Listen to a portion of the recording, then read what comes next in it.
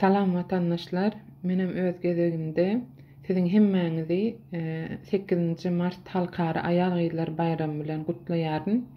Size can saglyk arzu edýäryn we çağlaryndan aýry ýaşaýan enelere arzu edýäryn nesip bolsa tirlikde gaýdyp barys we täze Türkmenistany bilelikde gurarys diýip arzu edýän hemde İzleýäryn hemmämize.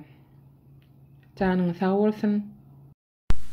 Salam vatandaşlar, salam Aýal Gyz doğanlarımız. Hemmeňizi 8 Mart bayramımız, Emekli Kadınlar Bayramımız bilen kutlayan. Bugün hazır ben işe geldim. Benim her gün çalışan yerim, işleyen yerim. Şu aynaları yummalı hazır. Bizlerin her gün edeceğimiz işler var. Temizlik işleri. Türkmenistan'a sabırlı olalım Aýal doğanlarımız.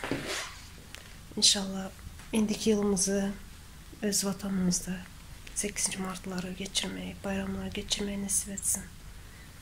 Sağ olun. Salam vatandaşlarım, iyildaşlarım. Sizi Halkara Aýal Gyzlar bayramy bolan 8 Mart bayramyňyz bilen tüýs ýüregimden gutlaýaryn. Uzaklarda işläp ýören çağaçyklaryndan daşda bolanlary Allah can çağaçyklaryna gowuşdursun. Watandan daşda bolup watan hasratyny çekenleri Allah can watanyna gowuşdursun. 8 Mart bayramymyzy indiki ýyl täze ýyl bayram bolsun. Haýsy her bir bayramymyzy Allah can täze Türkmenistan watanymyzda bellemek, uly toý edip hemmämiz agzy berlikde bir ýere gelip bellemek Allah can bize nesip etsin.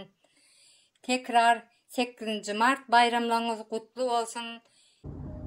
Salam mehriban gelin gyzlar, men siziň hemmäňizi getip gelen Halkara Aýal Gyzlaryň günü bilen 8 Mart bilen gyzyn gutlaýan, hemmäňize berk can saglyk, sabr dileýän, uzak ömür dileýän, hemem her ýeňiz özüňiziň maşgalaňyza gowuşmaňyzy, maşgalaňyza agzy berlikde ýaşamaňyzy tüýs ýüregimden arzu edýän. Salam, bütün dünya Türkmen, Özbek, Kazak, Türk Aýal Gyzlary. Hemmäňiziň yetip gelen bayramyňyzy gutlaýan, gutlamak bilen hemmäňize agyzy bir baht. Hemişe işleriňizde üstünlük. İzimizdakileram dinç olsun, yurdumuzam asuda olsun, oňatlyk olsun. Nesip olsa indiki ýyl bayramlardam hemmämiz öz ocağımızda gutlamak bize nesip etsin.